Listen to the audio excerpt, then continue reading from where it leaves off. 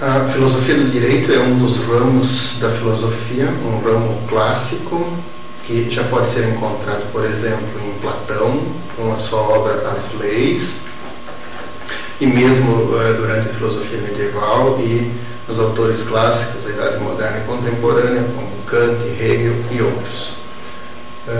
A filosofia do direito pretende analisar o direito, naturalmente, a partir de uma perspectiva filosófica. E isto pode significar, num primeiro momento, uma análise do direito nos seus vários ramos, e nesse particular não se distinguiria muito de uma teoria do direito, onde se estudaria o direito público, por exemplo, o direito privado. E este tipo de estudo pode ser encontrado, por exemplo, na obra de Kant sobre a doutrina do direito, e mesmo na obra de Hegel sobre os princípios da filosofia do direito. Um outro questionamento que se pode fazer ao direito, sob o ponto de vista da filosofia, é o que é o direito e para que serve. Na resposta à primeira questão, há que se distingui-lo da moral, e nesse particular a filosofia kantiana é importante para operar essa distinção, porque pode-se estatuir que o direito é uma legislação exterior, ou seja, ela não atinge a liberdade interior da pessoa, apenas cobra a conduta exterior, e a moral é uma conduta interior que cobra, juntamente com o comportamento externo da pessoa, a sua intenção, a sua vontade boa, sendo inclusive mais importante este segundo aspecto, que é a vontade boa. E para que serve o direito? Bom, há uma série de possibilidades. Uma delas é que o direito serve para tornar possível a convivência entre os homens, ou seja, para tornar efetivas certas regras de comportamento. Nesse particular, a moral também teria esse objetivo, se poderia dizer, mas ela é muito menos eficiente em fazer isso, exatamente porque ela não pode contar com uma coação exterior, coisa que o direito pode fazer. E o mais importante sob o ponto de vista da filosofia do direito é o estudo do direito sob o ponto de vista normativo. E, neste particular, nós temos duas possibilidades de resposta. Uma é aquela que vai tentar encontrar uma justificação para o direito numa formulação substantiva, cujo maior exemplar desse tipo de empreendimento é o direito natural. Para o direito natural, o direito está justificado se ele atende a um conjunto de regras que estaria colado à natureza humana. Um exemplar desse tipo de teoria é a teoria de John Locke. Ainda uma justificação substantiva do direito, a gente poderia encontrar uma teoria dos valores, por exemplo, um conjunto de valores culturais, ou então em regras morais, como, por exemplo, na formulação kantiana. A outra possibilidade de uma justificação normativa do direito é sob o ponto de vista processual. Ao invés de o direito se justificar por referência a um conjunto de regras substantivas, ele se justificaria através de um procedimento.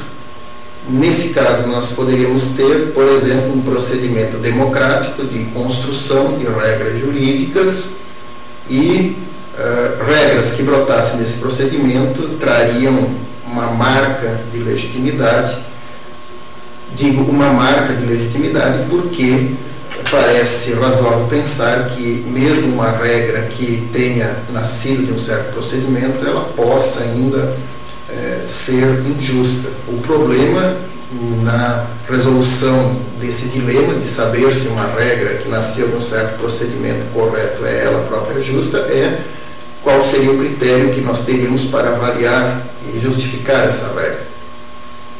Mas uma forma de solucionar esse dilema é dizer que, ao menos, as regras do próprio procedimento seriam uma espécie de critério a partir do qual se poderia avaliar se aquilo que resulta do procedimento é correto ou não.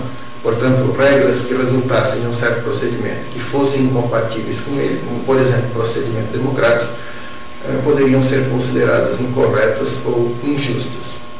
Em todo caso, a justificação processual do direito ela é uma justificação falível, né? E falível como qualquer empreendimento humano. E ainda a filosofia do direito, nos últimos anos, vem se dedicando ao estudo da jurisdição, ou seja, como nós podemos justificar uma aplicação correta das regras jurídicas.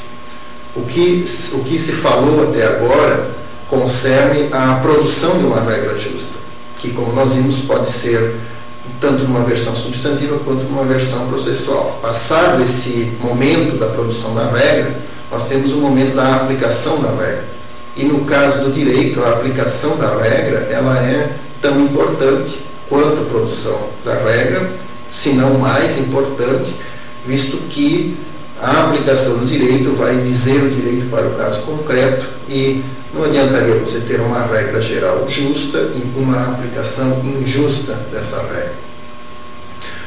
Nesse aspecto, nós temos duas possíveis formulações. Uma é aquela defendida pelo positivismo, segundo o qual a aplicação consiste num processo de subsunção dos fatos a determinadas regras. Seria um processo simples e um processo mecânico que o juiz faria sem maiores problemas. E uma outra possibilidade de compreensão da aplicação do direito seria considerar essa atividade como sendo mais complexa, exigindo um empreendimento coletivo de aplicação da regra, de discussão, de considerar aspectos relevantes, não só sob a perspectiva de uma pessoa, mas de várias pessoas, de tal forma que a gente poderia ter uma espécie de aplicação mais democrática do direito e não presa tanto à capacidade de uma pessoa só. Como exemplares teóricos da posição positivista, nós temos aquela de Kelsen, que defende exatamente uma aplicação simples do direito, como aqui eu falei há pouco, e como uma interpretação mais complexa do direito, nós temos aquela de Dworkin, por exemplo, ou mesmo de Habermas, segundo a qual nós temos que ter ou uma aplicação discursiva ou uma interpretação criativa, construtiva das regras jurídicas.